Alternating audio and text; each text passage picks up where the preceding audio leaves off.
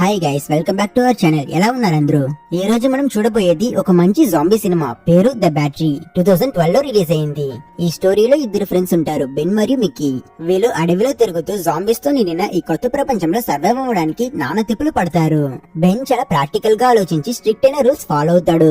Mickey అయితే ఎలా అయినా బ్రతకాలన్న భయంతో ఉంటాడు, కానీ ఎప్పుడు హెడ్ ఫోన్స్ పెట్టుకుని మ్యూజిక్ వింటూ కేర్లెస్ గా ఉంటాడు. వీళ్ళిద్దరూ కలిసి జాంబీస్ తో ఫైట్ చేస్తారు. అండ్ అంతే, వీళ్ళ మధ్య ఉన్న డిఫరెన్సెస్ తో కూడా ఫైట్ చేసుకుంటారు. కానీ ఒక చిన్న తప్పు వల్ల వాళ్ళు ఒక కారులో ఇరుక్కుపోయి మెంటల్ బ్రేక్ డౌన్ అవుతారు. సో వీళ్ళు జాంబీస్ ని ఎలా ఎదుర్కొన్నారు, ఎలాంటి పీపుల్ ని మీట్ అయ్యారు, చివరికి వీళ్ళిద్దరూ తప్పించుకున్నారా లేదా అనేది ఈ సినిమా కథ. ఫుల్ వీడియోలోకి వెళ్లే ముందు ఇలాంటి మూవీ స్టోరీస్ కోసం మన ఛానల్ ని సబ్స్క్రైబ్ చేసుకోండి. ఇక లేట్ ఏం చేయొద్దు, పూర్తి కథలోకి వెళ్లిపోదాం. సినిమా ప్రారంభంలో మనకి ఒక దట్టమైన అడవిని చూపిస్తారు. చూడ్డానికి ఎన్విరాన్మెంట్ అంతా చాలా కామ్ గా, పీస్ఫుల్ గా ఉంటుంది. కానీ ఇక్కడ అసలైన సిచ్యువేషన్ మాత్రం కంప్లీట్ ఆపోజిట్. ఇది ఒక జాంబీ అపోకలిప్స్ జరుగుతున్న టైం. ఇక్కడ మనకి ఇద్దరు ఫ్రెండ్స్ ని పరిచయం చేస్తారు. వీళ్ళే మన మెయిన్ క్యారెక్టర్స్. ఒక అతని పేరు బెన్, ఇంకో అతని పేరు మిక్కీ. బెన్ పెద్ద గెడ్డం పెట్టుకుని రగడ్ గా కనిపిస్తాడు. అతను చాలా ప్రాక్టికల్ గా ఆలోచించే వ్యక్తి. సిచ్యువేషన్ కి తగ్గట్టు మారిపోయి ఎమోషన్స్ ని పక్కన పెట్టి కేవలం సర్వైవల్ మీద మాత్రం ఫోకస్ చేసే రకం.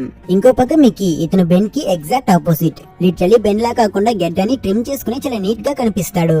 ఎప్పుడూ చెవులకి పెద్ద హెడ్ ఫోన్స్ పెట్టుకుని ఉంటాడు. ప్రపంచంలో జరిగే ఘోరాలని ఇగ్నోర్ చేస్తాడు. చిన్న పిల్లాడిలా బిహేవ్ చేస్తాడు.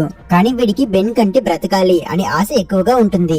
వీళ్ళిద్దరూ ఇళ్లలోకి దూరి వాటిలో ఉండే జాంబీస్ అన్నిటిని చంపి బ్రతకడానికి కావలసిన ఫుడ్, వాటర్ ఇంకా సప్లైస్ ని కలెక్ట్ చేస్తుంటారు. వీళ్ళ లైఫ్ స్టైల్ ఇలానే ఉంటుంది. జాంబీస్ తో ఫైట్ చేయడం, తినడం, పడుకోవడం, ఇంకా ట్రావెల్ చేయడం. అలానే బోరు కొడుతుందని అప్పుడప్పుడు గేమ్స్ కూడా ఆడతారు, ముఖ్యంగా బేస్బాల్. యాక్చువల్లీ వీళ్ళిద్దరు బేస్బాల్ ప్లేయర్స్. అందుకే బేస్బాల్ తో జాంబీస్ ని కొట్టి చంపి సంతోషపడతారు. సిటీలో ప్రజలు ఉంటారు అండ్ ప్రజలున్న చోట జాంబీస్ ఉంటాయి. కాబట్టి వీళ్ళిద్దరూ మోస్ట్ గా అడవిలోనే టైం స్పెండ్ చేస్తారు. ఒక రోజు బెన్ ఇంకా మిక్కీ కూర్చుని రెస్ట్ తీసుకుంటూ ఉన్నప్పుడు మిక్కీ ఒక లాటరీ టికెట్ స్క్రాచ్ చేసి చాలా ఎక్సైట్మెంట్ తో నేను $1000 గెలుచుకున్నాను అని చాలా సంతోషంగా అరుస్తాడు.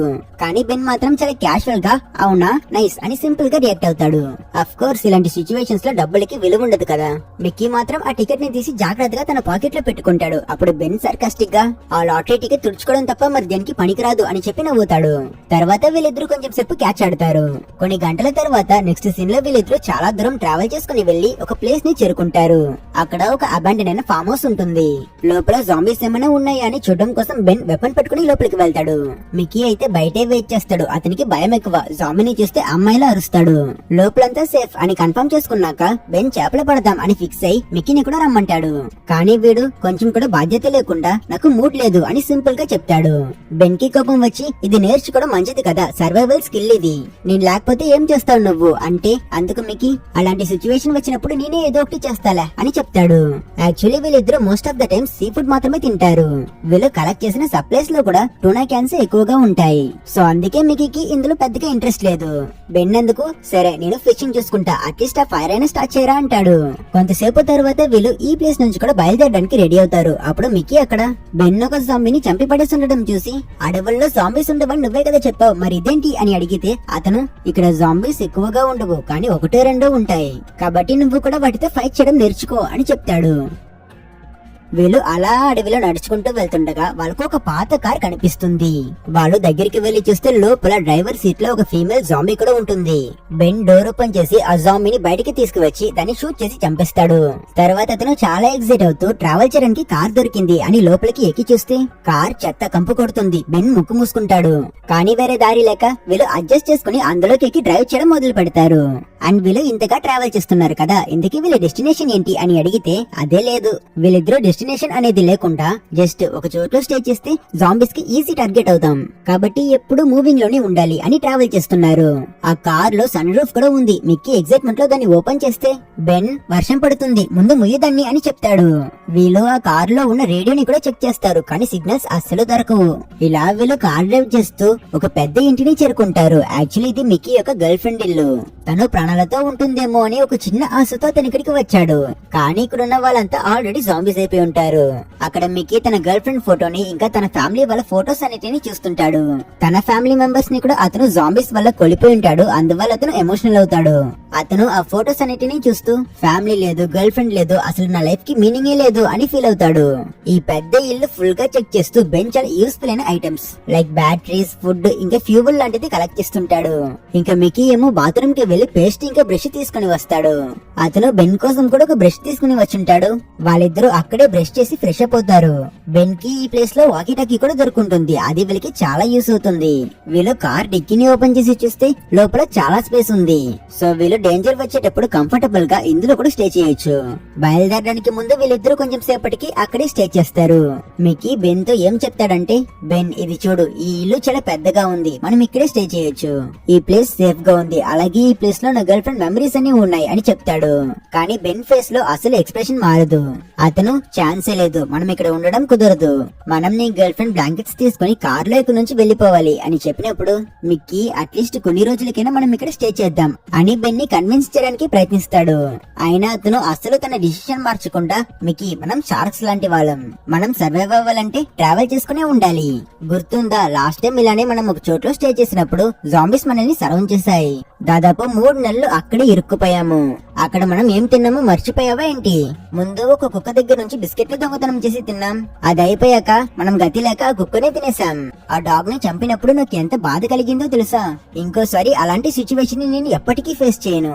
ఎట్టి పరిస్థితుల్లోనూ అలా ఇక ఎక్కడా ఇరుక్కుపోను. సో నువ్వు నా మాట వినాల్సిందే అని క్లియర్ గా చెప్తాడు. బెన్ గతంలో చేసిన తప్పుల్ని మళ్ళీ చేయకూడదు అనే విషయంలో చాలా స్ట్రిక్ట్ గా ఉన్నాడు. మికీ బెన్ మాటలకి సరే అని చెప్తాడు.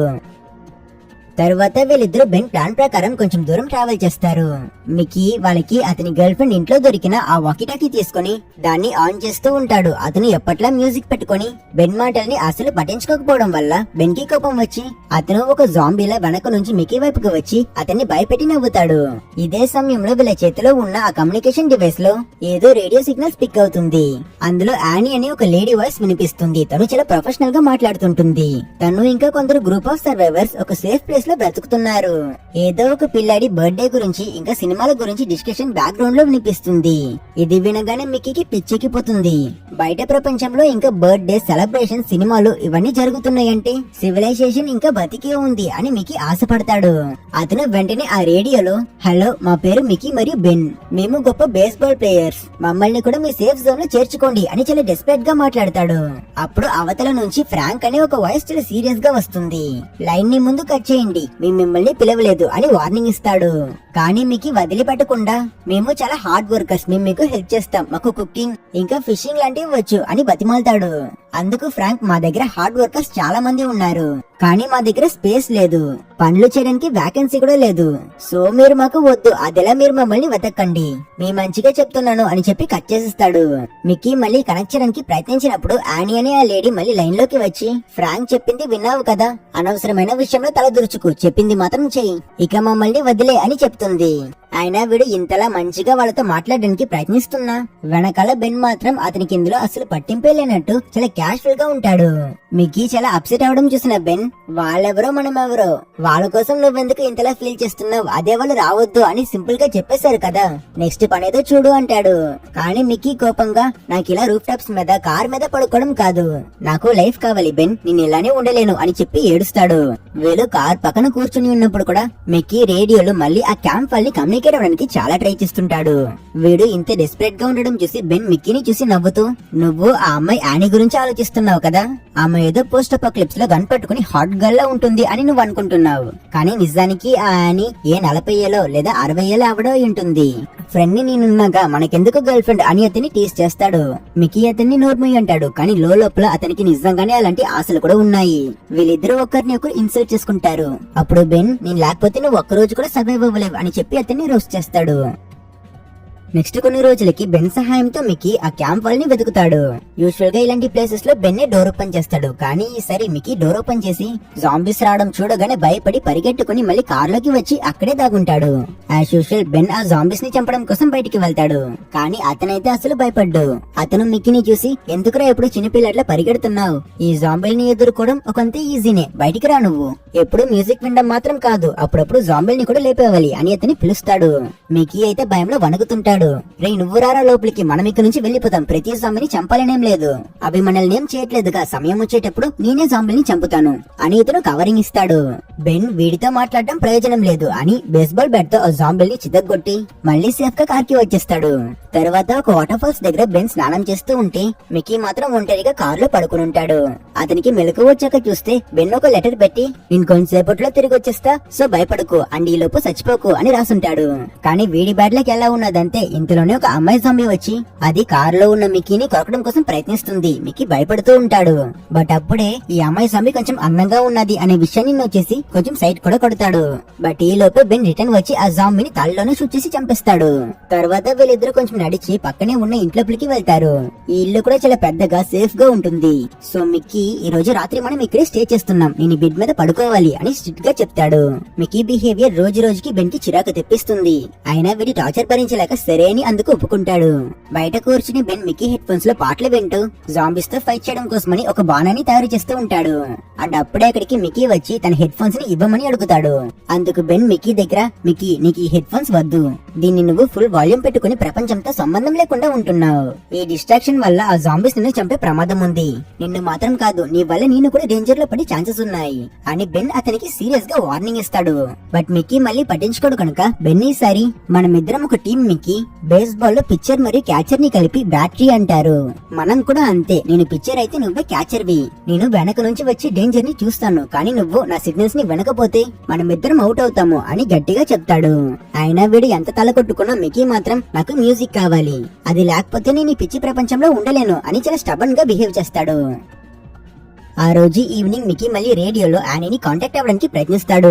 కనెక్షన్ దొరుకుతుంది. యానీ అతని దగ్గర నువ్వు అనుకున్నట్టు ఈ ప్లేస్ ఏం పారాడైస్ కాదు అని చెప్పినప్పుడు మిక్కీ పర్వాలేదు, అది ఎంత దరిద్రమైన ప్లేస్ అయినా నేను వస్తాను అంటాడు. ఈసారి ఇతని మాటలకి యానీకి చిరాకు తగులుతుంది. తను బెన్ లానే అతనికి గట్టిగా అడ్వైస్ ఇచ్చి కాల్ కట్ చేసేస్తుంది. ఇందువల్ల మిక్కీ చాలా అప్సెట్ అవుతాడు. మరోపక్క బెన్ని చూపిస్తే అతను ఫుల్ గా మందు తాగి బాట్లకి డాన్స్ ఆడుతూ ఎంజాయ్ చేస్తుంటాడు. ఒక చేతిలో మందు బాటిల్ ఉన్న ఇంకో చేతిలో గన్ పట్టుకుని జాంబీస్ వస్తే వాటిని షూట్ చేసి చంపేవాలి అని అలర్ట్ గానే ఉంటాడు. అప్పుడే సడన్ గా బెన్ కి బయట నుంచి ఏదో సౌండ్ వినిపిస్తుంది. అది ఒక జాంబీ. వీడ జాంబీని ఏం చేశాడో తెలియదు, కానీ నెక్స్ట్ రోజు మార్నింగ్ బెడ్ లో ఒంటరిగా నిద్రపోతున్న మిక్కీని చూసి వీడు మాటలతో చెప్తే వినడు, కాబట్టి యాక్షన్స్ ద్వారా నేర్పించాలి అని ఫిక్స్ అయి ఒక క్రూయల్ డిసిషన్ తీసుకుంటాడు. మిక్కీ పక్కనే ఒక బేస్బాల్ బ్యాట్ పెట్టి అతను బయటికి వెళ్తాడు. అక్కడ ఒక జాంబీ ఉంటుంది. ఈ జాంబీని నిన్న రాత్రి బెన్ కొట్టేసి దాన్ని క్యాప్చర్ చేసుంటాడు. ఈ జాంబీ ఎవరిని కొరకూడదని బెన్ దాని నోరు కూడా గుడ్డుతో కట్టున్నాడు. అతను ఆ జాంబీని లాక్కుని వెళ్లి మిక్కీ పడుకున్న రూమ్ డోర్ ఓపెన్ చేసి మిక్కీ లేలే అని అరిచి ఆ జాంబీని లోపలికి తోసి డోర్ లాక్ చేసేస్తాడు. మిక్కీకి ఏం జరుగుతుందో అర్థం కాదు. వాడు సడన్ గా ఆ జాంబీని చూసి భయంలో నన్ను కాపాడు బెన్ అని అరుస్తూ ఉంటే బెన్ మాత్రం డోర్ ఓపెన్ చేయకుండా ఆ బ్యాట్ తో జాంబీకి నలుగు తగిలించు మిక్కీ అని చెప్తాడు. మనకు లోపల ఫైట్ కనిపించదు, కేవలం సౌండ్స్ మాత్రమే వినిపిస్తాయి. మిక్కీ అరుపులు బ్యాట్ తో కొడుతున్న శబ్దాలు. కొంతసేపట్లో రూమ్ మొత్తం సైలెంట్ అయిపోతుంది. బెన్ డోర్ ఓపెన్ చేసి చూస్తే రక్తంలో తడిచిన మిక్కీ బేస్బాల్ బ్యాట్ పట్టుకుని నిల్చుని ఉంటాడు. నువ్వు సూపర్, అసలు దాన్ని చంపేశావు అని బెన్ చాలా గర్వంగా ఫీల్ అవుతుంటే మిక్కీ మాత్రం కోపంతో బెన్ పైన దాడి చేస్తాడు. 2 దెబ్బలు వేస్తాడు. బెన్ ఆ దెబ్బలు సైలెంట్ గా తీసుకుంటాడు. తర్వాత మిక్కీ అక్కడి నుంచి పారిపోతాడు. బెన్ కి తెలుసు అతను చేసింది తప్పైనా అది అవసరమని. తర్వాత బెన్ మిక్కీని ఓదార్చడం కోసం అతని దగ్గరికి వెళ్తాడు. అక్కడ మిక్కీ ఏడుస్తూ చెప్తాడు యానీ తనని రావద్దు అనేసిందని. తన మాటల వల్ల మిక్కీ చాలా హర్ట్ అయి ఉన్నాడు. బెన్ కి వీరిని చూస్తే నవ్వొస్తుంది, కానీ వాడు తనేమైనా నీ గర్ల్ ఫ్రెండా, తను నిన్ను బ్రేకప్ చేసినట్టు మరి నువ్వెందుకు ఫీల్ అవుతున్నావు, తను మనకి వద్దు, అదే నీకు నేనున్నాగా అని అతన్ని ఓదార్స్తాడు. మిక్కీని చేర్చడం కోసం బెన్ అతనితో క్యాచ్ ఆడతాడు. కానీ మిక్కీ చాలా సైలెంట్ గా ఎవరితోనూ మాట్లాడకుండా డిప్రెషన్ లోనే ఉంటాడు. బెన్ మిక్కీని నవ్వించడం కోసం డాన్స్ ఆడి ఇంతలా ట్రై చేయడం చూసి మిక్కీ కూడా ఫస్ట్ టైం బెన్ అతన్ని ఎంత కేర్ చేస్తున్నాడు అనే విషయాన్ని రియలైజ్ అవుతాడు. అప్పటి నుంచి వీళ్ళిద్దరూ మంచి టైం స్పెండ్ చేస్తారు. మిక్కీ తన హెడ్ ఫోన్స్ లో టైం స్పెండ్ చేయడం తగ్గించి బెన్ పైన ఫోకస్ చేస్తాడు. వీళ్ళిద్దరూ ఆపిల్స్ తింటారు, వాటిని యూజ్ చేసుకుని బేస్బాల్ ఆడతారు. ఇలానే వీళ్ళ మధ్య ఫ్రెండ్షిప్ బాండింగ్ కూడా చాలా స్ట్రాంగ్ అవుతుంది. మిక్కీ పూర్తిగా రికవర్ అయ్యాక వాళ్ళు మళ్ళీ జర్నీ స్టార్ట్ చేస్తారు. దారిలో వాళ్ళకు మంచి బ్లాక్ కలర్ కార్ కనిపిస్తుంది. ఇదేంటి కార్ రోడ్ మధ్యలో ఉంది అని వీళ్ళు చుట్టూ చూస్తారు, కానీ అక్కడ ఎవ్వరూ ఉండరు. మిక్కీ ఆ కార్ బానెట్ పైన చేవేసినప్పుడు అది వేడిగా ఉన్నది అనే విషయాన్ని నోట్ చేస్తాడు. అంటే ఖచ్చితంగా ఎవరో ఒకరు దగ్గరలో ఉన్నారు. అతని ఈ విషయం గురించి బెన్ కి ఇన్ఫార్మ్ చేస్తాడు. బెన్ కూడా అలాంటి చుట్టూ చూస్తూ ఎవరైనా ఉన్నారా అని అరుస్తాడు. దీని ఓనర్ ఎవరో కానీ వాళ్ళు రిటర్న్ వచ్చేలోపు ఈ కార్ నుంచి ఫ్యూయల్ దొంగతనం చేసి వెంటనే ఇక్కడి నుంచి పారిపోవాలి అని బెన్ మిక్కీని ఎవరైనా వస్తున్నారో లేదో చూడు అని చెప్పి అతను ఫ్యూల్ ని క్యాన్ లో కలెక్ట్ చేస్తుంటాడు. కానీ సడన్ గా కార్ వెనుక నుంచి జెర్రీ అనే ఒక అతను బయటకు వచ్చి అతను మిక్కీ గొంతు మీద కత్తి పెట్టి పట్టుకుంటాడు. జెర్రీ చూడ్డానికి చాలా డెస్పరేట్ గా భయంతో వణుకుతుంటాడు, కానీ కొంచెం డేంజరస్ గా కూడా ఉంటాడు. అతను బెన్ దగ్గర నాకు కార్ కీస్ కావాలి, ఇప్పుడే ఇవ్వు లేకపోతే వీడి గొంతు కోసేస్తా అని బెదిరిస్తాడు. కానీ బెన్ చాలా కామ్ గా గన్ పాయింట్ చేస్తూ వాడిని వదిలే, లేకపోతే నేను మీ ఇద్దరిని షూట్ చేసి కార్ తీసుకుని ఇక్కడి నుంచి వెళ్లిపోతా అని అతను జెర్రీతో మైండ్ గేమ్స్ ఆడతాడు. జెర్రీ, నేను అరిజోనా వెళ్ళాలి, నా ఫ్యామిలీని మీట్ అవ్వాలి, నాకు కీస్ ఇవ్వండి, నేను మిమ్మల్ని ఏం చేయకుండా వెళ్లిపోతా అని నెగోషియేట్ చేయడానికి ట్రై చేస్తాడు. వీడి మాటల్ని బట్టి వీడిని ఈజీగా యామర్చేయొచ్చని బెన్, సరే సరే నేను నీకు కార్ ఇస్తా, కానీ కీస్ నా దగ్గర లేవు, అవి కార్ ఇగ్నిషన్ లోనే ఉన్నాయి, నువ్వు మిక్కీని వదిలేసి కార్ తీసుకుని వెళ్లిపో అంటాడు. జెర్రీని నమ్మించడం కోసం బెన్ తన దగ్గర ఉన్న గన్ని దూరం విసురుతాడు. చూసావా, ఇప్పుడు నా దగ్గర వెపన్స్ లేవు, నువ్వు కూడా మిక్కీని వదిలే అంటాడు. ఆలోచించి జెర్రీ కూడా అలానే చేసి మిక్కీని వదిలేసి అతను కార్ లోపలికి వెళ్లి కూర్చుని కార్ స్టార్ట్ చేద్దామని చూస్తే అక్కడ కీస్ లేవు, అవి బెన్ పాకెట్ లో ఉన్నాయి. అతను జెర్రీని మోసం చేస్తాడు. బిట్రేయల్ వల్ల జెర్రీ అతన్ని తిడుతూ అక్కడి నుంచి పారిపోవడానికి ప్రయత్నిస్తాడు. కానీ బెన్ గన్ తీసుకుని అతన్ని షూట్ చేసేస్తాడు. దగ్గరికి వెళ్లి తలలో కూడా ఇంకోసారి షూట్ చేసి అతని చావుని కన్ఫర్మ్ చేస్తాడు. తర్వాత బెన్ మిక్కీ దగ్గరికి వెళ్లి నీకేం కాలేదు కదా అని అడిగితే మిక్కీ చాలా కోపంగా అతను మనిషి బెన్ ఒక జాంబీ కాదు, అండ్ అతను జస్ట్ తన ఫ్యామిలీని చూడ్డానికి అరిజోనాకి వెళ్ళాలి అనుకున్నాడు, అతన్ని ఎందుకు చంపావని తిడతాడు. కానీ బెన్ మాత్రం అతను నీ గొంతు మీద కత్తి పెట్టాడు మిక్కీ, మనిషైనా రాక్షసుడైనా నిన్ను చంపడానికి ట్రై చేస్తే నిన్ను చంపేస్తా అని బెన్ చెప్తాడు. కొంతసేపట్లో అదే రోడ్ మీదకి ఒక పెద్ద ట్రక్ వచ్చి ఆగుతుంది. ఈ ఫ్రెండ్స్ ఇద్దరు మళ్ళీ అలర్ట్ అవుతారు. ఆ ట్రక్ నుంచి ఒక లేడీ ఇంకా తన బాడీ గార్డ్ పెద్ద గన్ పట్టుకున్న ఒక వ్యక్తి దిగుతారు. ఆ లేడీ వీళ్ళ దగ్గర ఈ కార్ మాదే, దీన్ని జెర్రీ మా దగ్గర నుంచి దొంగతనం చేశాడు, వాడు ఎక్కడికి వెళ్ళాడు అని అడుగుతారు. అందుకు బెన్ వాడు మా కార్ ని కూడా దొంగతనం చేయడానికి ప్రయత్నించాడు, వాడిని మేము గన్ చూపించి భయపెట్టాము, వాడు అడవిలో పారిపోయాడు అని అబద్ధం చెప్తాడు. మంచి పనే చేశారు అని చెప్పి ఆ లేడీ కార్ స్టార్ట్ చేసుకుని అక్కడి నుంచి వెళ్ళిపోవాలనుకున్నప్పుడు మిక్కీ అప్పుడే తన వాయిస్ బట్టి నువ్వు యానీ కదా అని తన దగ్గరికి వెళ్లి అడిగితే యానీ మిక్కీ వీళ్ళని ఫాలో అవుతున్నాడని అపార్థం చేసుకుని తనకి చాలా కోపం వచ్చి మాటలు లేకుండా గన్ తీసుకుని తను బెన్ కాళ్ళలో షూట్ చేస్తుంది. బెన్ నొప్పిలో అరుస్తుంటాడు. యానీ మిక్కీ దగ్గరికి వచ్చి నేను మీకు చెప్పాను కదా మమ్మల్ని వెతకొద్దు అని, మా ప్లేస్ మీరు అనుకున్నట్టు పారడైస్ ఏం కాదు, మీరక్కడ వెల్కమ్ లేదు, ఇంకోసారి మీరు ఎక్కడైనా మాకు కనిపిస్తే మిమ్మల్ని షూట్ చేసి చంపేస్తాము అని తను బెదిరించి యానీ మిక్కీ దగ్గర వాళ్ళ కార్ కీస్ అడుగుతుంది. బెన్ ఇవ్వద్దు అని చెప్తాడు, కానీ మిక్కీ ఇచ్చేస్తాడు. తను ఆ కీస్ ని పక్కనే ఉన్న దట్టమైన గడ్డిలో విసిరిస్తుంది. మమ్మల్ని ఫాలో అవ్వకండి అని వార్నింగ్ ఇచ్చి వాళ్ళ కారులోకి నుంచి వెళ్లిపోతారు. మిక్కీ షాక్ లో ఉంటాడు, అతనికి ఏం చేయాలో అర్థం కాదు. బెన్ తన కాలికి తనే స్వయంగా ట్రీట్మెంట్ చేసుకుంటాడు. చీకటి పడేలోపు ఎలా అయినా కార్ కీస్ ని వెతకాలి అని మిక్కీ రెస్ట్ తీసుకోకుండా చాలా కష్టపడి ఆ ప్లేస్ అంతా వెతుకుతుంటాడు. బెన్ ఇప్పటికీ కూడా మిక్కీ పైన కోపంగా లేడు. అతను జోక్ చేస్తూ ఎంతైనా తను ఒక అమ్మాయి అనే విషయాన్ని మాత్రం నువ్వు కరెక్ట్ గా చెప్పావలే అని మిక్కీ బెటర్ గా ఫీల్ అయ్యేలా చేయడానికి ట్రై చేస్తుంటాడు. కీస్ దొరకకపోవడంతో ఆ రోజు రాత్రి వీళ్ళిద్దరూ కార్ లోనే స్టే చేస్తారు. ఏదో సౌండ్ వినిపించి వీళ్ళు లైట్స్ ఆన్ చేసి చూస్తే వీళ్ళ దగ్గరికి చాలా జంబీస్ వస్తూ ఉంటాయి. మిక్కీ మనం వెంటనే ఇక్కడ నుంచి తప్పించుకోవాలి బెన్ అని అంటాడు. కానీ బెన్ బుల్లెట్ గాయం వల్ల అతను పరిగెట్టే స్థితిలో లేడు. సో మిక్కీ కూడా తిరిగి కార్ లోకి వచ్చేస్తాడు. ఆ నెక్స్ట్ రోజు చూస్తే వాళ్ళ కార్ చుట్టూ కొన్ని వందల జంబీస్ చేరి లోపలున్న వీళ్ళిద్దరిని తినేయడానికి ప్రయత్నిస్తుంటాయి. కానీ వాటికి ఆ డోర్స్ ని ఎలా ఓపెన్ చేయాలో తెలియవు. ఇలానే కొన్ని రోజులు గడిచిపోతాయి, కానీ జాంబీస్ మాత్రం వీళ్ళని వదిలేసి వెళ్ళవు. బెన్ ఫ్రస్ట్రేషన్ లో సన్ రూఫ్ ఓపెన్ చేసుకుని వెళ్లి కొన్ని జాంబీస్ ని షూట్ చేస్తాడు. బట్ వీళ్ళ సిచ్యువేషన్ లో మాత్రం ఎలాంటి చేంజ్ లేదు. రోజులు గడుస్తుంటే వీళ్ళ దగ్గర ఉన్న ఫుడ్ ఇంకా వాటర్ కూడా తగ్గిపోతుంది. లోపల వీళ్ళిద్దరికి మెంటల్ బ్రేక్ డౌన్ అవుతుంది. వీళ్ళిద్దరూ గొడవ పడతారు.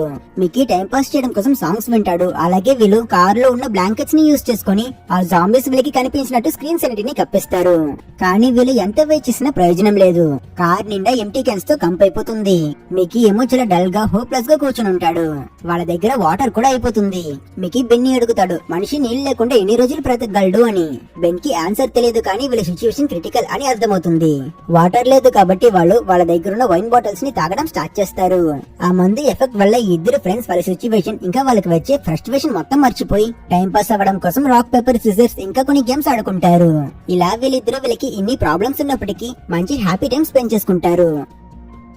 అయినా జాంబీస్ వదలట్లేదే. కాబట్టి ఒక రోజు మిక్కీ విరక్తితో తన ఈ ప్రాబ్లమ్స్ అన్నిటికీ కారణం కనుక తను బయటికి వెళ్లి ఆ కీ తీసుకుని వస్తాను అని చెప్పి సన్ రూఫ్ ఓపెన్ చేసుకుని వెళ్తాడు. ఆ జాంబీస్ కొంచెం స్లో కాబట్టి వాడికి తప్పించుకునే ఛాన్సెస్ ఉన్నాయి. కానీ బయటికి వెళ్లిన వాడు ఎంతసేపు అయినా తిరిగి రాడు. బెన్ తన ఫ్రెండ్ కి ఏమైందో అని చాలా కంగారు పడతాడు. రిలాక్స్ అవ్వడానికి సిగరెట్ తాగుతూ కర్టెన్స్ ద్వారా చూస్తూ ఉంటాడు. చాలా సేపు తర్వాత మిక్కీ మళ్ళీ లోపలికి వస్తాడు. బెన్ తన ఫ్రెండ్ ని మళ్ళీ చూసి చాలా సంతోషపడతాడు. కానీ మికీకి కీ దొరకలేదు. కానీ అంతకన్నా దారుణం ఏంటంటే మికీని ఒక జంబీ కొరికేసి ఉంటుంది. అతను ఇన్ఫెక్ట్ అయిపోయాడు. అతను ఏడుస్తూ ఉంటాడు. అతన్ని చూసి బెన్ కూడా ఏం చేయాలో తెలియక ఏడుస్తాడు. మికీ నన్ను ఏం చేయొద్దు బెన్ అని చెప్పి ఏడుస్తాడు. కానీ బెన్ కి తెలుసు ఈ జాంబీ ఇన్ఫెక్షన్ కి క్యూర్ లేదు. సో అతను తన గన్ తీసుకుని మికీ వైపుకు పాయింట్ చేస్తాడు. అతనికి తన ఫ్రెండ్ ని చంపాలని లేదు. కానీ రేషనల్ గా ఆలోచించి ఎప్పుడైతే మికీ ఒక జాంబీలా మారడం స్టార్ట్ అవుతాడో వెంటనే అతన్ని షూట్ చేస్తాడు. ఒకటే బుల్లెట్, ఒకటే head shot, Mickey out. Ben చాలా బాధపడతాడు. అతను ఇప్పుడు ఒంటరి అయిపోయాడు. కార్ అంతా సైలెంట్ అయిపోయింది. బెన్ తన బెస్ట్ ఫ్రెండ్, తన బ్రదర్ లాంటి వాడిని చంపేశాడు. ఆ గిల్ట్ లో అతను ఉంటాడు. అతను పిచ్చి పెట్టినట్టు ఫ్రస్ట్రేషన్ ని ఎలా తీర్చాలో తెలియక చాలా వింతైన పనులు చేస్తుంటాడు. మికీ శవాన్ని గుడ్డతో కప్పి అతను వాకీటాకీ తీసుకుని అతను ఈసారి ఆనీతో కనెక్ట్ అవుతాడు. అతను చెప్తాడు, ఆనీ మికీ చనిపోయాడు నీ వలనే. నువ్వు నాతో పెట్టుకుని పెద్ద తప్పు చేస్తావు. నిన్ను ఖచ్చితంగా చంపేస్తా. ఇదే నీ తలరాత, గుర్తుంచుకో అని చెప్పి కట్ చేస్తాడు. నెక్స్ట్ సీన్ లో బెన్ కాళ్ళు మొత్తం హీల్ అయ్యాక అతను ఆ కార్ నుంచి తప్పించుకున్నట్టు చూపిస్తారు. జాంబీస్ అన్ని వీడి వెనకాలే వస్తుంటాయి. కానీ వీడు అసలు పట్టించుకోకుండా హెడ్ ఫోన్స్ పెట్టుకుని తన లోకంలో తన మ్యూజిక్ తో తన ఫ్రెండ్ మిక్కీని గుర్తు చేసుకుంటూ చేతిలో బేస్బాల్ బ్యాట్ పెట్టుకుని ఆనీని వెతుకుతూ ముందుకు సాగుతాడు. సినిమా ఇక్కడే ఎండ్ అయిపోతుంది. ఇది ఒక హ్యాపీ ఎండింగ్ కాదు. లైఫ్ అంటే ఇలానే ఉంటుంది. అన్నిటిని మనం అక్సెప్ట్ చేసుకుని వెళ్ళాలి అని మనకి చెప్పే ఒక రియలిస్టిక్ ఎండింగ్. సో ఇది గైస్ ద బ్యాటరీ అనే సినిమా స్టోరీ. చాలా సింపుల్ గా స్టార్ట్ అయ్యి హార్ట్ బ్రేకింగ్ గా ఎండ్ అయింది కదా. అసలు మీకు ఈ సినిమాలో ఎవరి ఫిలాసఫీ కరెక్ట్ అనిపించింది? బెన్ చెప్పినట్టు ఎమోషన్స్ ని పక్కన పెట్టి షార్క్ లో సర్వైవ్ అవడం కరెక్టా, లేదా మిక్కీ లాగా చిన్న చిన్న విషయాల్లో హ్యాపీనెస్ వెతుకుతూ హ్యూమానిటీని వెతకడం కరెక్టా? మీ ఒపీనియన్ ని కింద కామెంట్స్ లో చెప్పండి. అండ్ ఈ వీడియో మీకు నచ్చితే లైక్ చేసి మన ఛానల్ ని సబ్స్క్రైబ్ చేసుకోవడం మర్చిపోకండి.